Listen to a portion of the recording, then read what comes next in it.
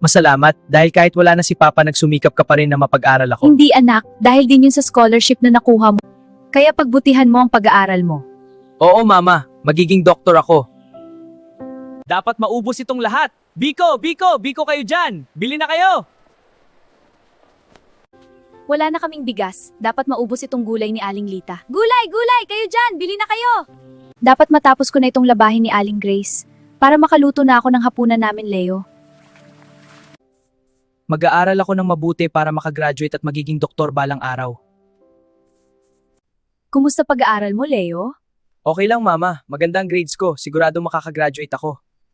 Hi, I'm Leo. I'm a senior year student dito sa school. Hello, ako si Tina. Gagraduate na din ako. Doctor of Medicine ka din?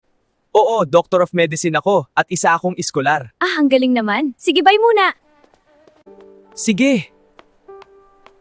Grabe, ang ganda naman niya.